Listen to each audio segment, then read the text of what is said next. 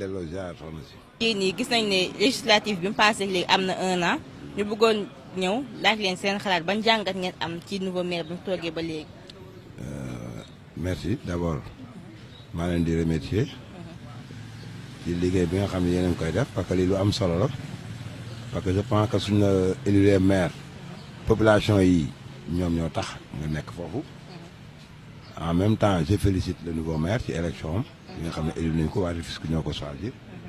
comme maire te yaakaar naa ne doomu Tëngéej la bon yaakaar yu bari nag judd na ci élection am bon bi muy ñëw dafa fekk nañu voté fi benn budget boobu la exécuté ba mu jeex xëñ na moment boobu loo wax ñu ne budget bi dañ ko fekkoon mais tey jii voté na budget boppam proprement finalement ça fait même pas un mois budget boo xam ne moo ko tëgg ñëw conseil yi votel ko kon donc man damay jàpp ne budget boobu bu ko exécuté ba pare si dañuy xool yan jéego la def pour Tëngéej ndax Tëngéej xar kanamam changé de wala soppeeku na mais fii may wax ak yow ni Tëngéej la fi nekkoon moom moo fi nekk ba léegi ñaareel bi mooy budget boobu bëri na coow parce que dañ doon xaar budget de rupture par rapport ak li ñu doon incarné avant que ñu nekk ci maire yi parce que ku ci nekk boo ñëwaan fii bu ñu waxee nga ne fonctionnement li ñu ci def dafay ëpp investissement zéro essence yi dañ ko doon yàq aujourd'hui ñu ngi wax ne gisuma nag teewuma budget bi xool ko mais li ma ci dégg yëpp ñu wax ko am na si yoo xam ne xaaruma woon loolu tel que ñuy wax ay 300 millions pour carburant Tëngéej tollu na foo xam ne fii tey loolu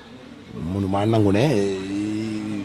war na jël 300 millions uniquement essence ak urgence ak yi nekk fi à Rufisque moo tax que ñun nit ñi di wax anticiper di wax maire bi du fi def dara parce que jàpp nañ ne li fi amoon ak li mu voté benn la sinon sax dañ naan c'est plus pur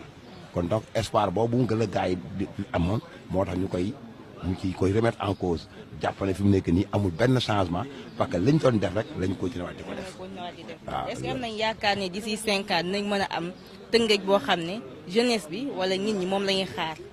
ah mais loolu war naa mën a volonté politique la mais malheureusement gars yi bu ñu xësee ba ñëw ci station yi comme nga ñëw nekk le maire li lay war a may loolu mooy nga def une gestion inclusive ñëpp nga associé leen mais aujourd'hui loolu daa am da ngay gis des gens parce que ñu si bëri fii mosuñu nekk sax conseil municipal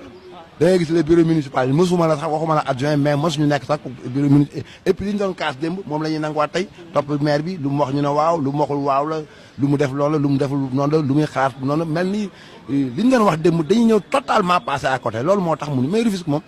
waxuma la 5 ans 10 ans rek waroon na fekk ñu dépassé fii di dem parce que bu dee ressources humaines yi mi ngi fi compétences yi ñu ngi fi population yi ñu ngi fi engagé wu pour que Rufisquois boo gis il est fier d'être un Rufisquois parce que Rufisque c'est fait par des 4 communes. La ville de Rufisque en fait.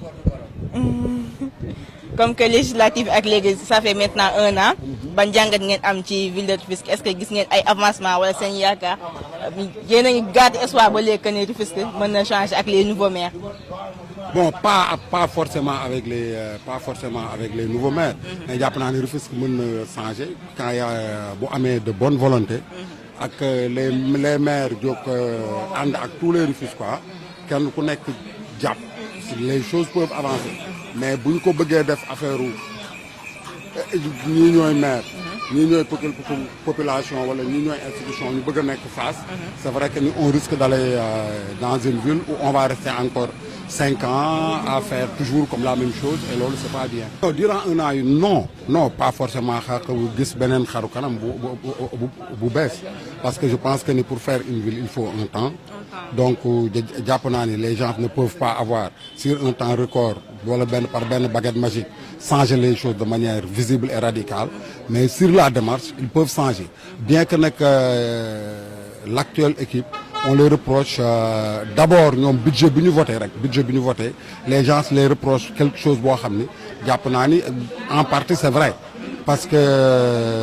les gens ñu bari dañu constater ni sur le niveau budget dafa am ay rubriques yoo xam ni jàpp nañ ni lan ca def dafa ëpp waaw jàpp nañ ni lan ca waroon a def dafa ëpp trop jàpp nañ ni aussi Rufisque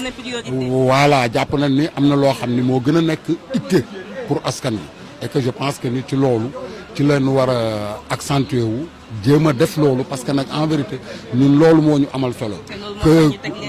te loolu moo tax ñu teg leen fii te ñun li ñu amal solo mooy que Jean soit content ou Paul soit content wala yooyu nekkul li nu amal solo ñun li nu amal solo mooy que ni li nit ñi fexe ba samp ko certes ñu jàppale leen mais ñoom aussi ñu góorgóorlu ba kii alal ji ñu di ko orienté fi ko askan bi soxlaa. Exactement. Or que on devait s'y mettre, par exemple les maires qui partent. Parce que je me rappelle, le maire partant, c'est un intellectuel parce qu'il a servi à l'école Matar Seck. Et de l'école Matar Seck, du temps que mon père était président des parents d'élèves, il y a, je peux dire, 5 enseignants qui sont devenus des inspecteurs. Et je peux signer l'inspecteur Mbaye,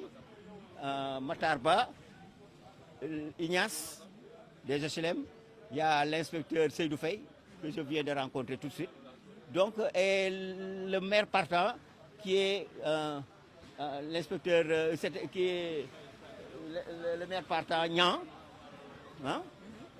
qui fut même inspecteur à l'époque. Bon, mais je vois que ce que je déplore toujours,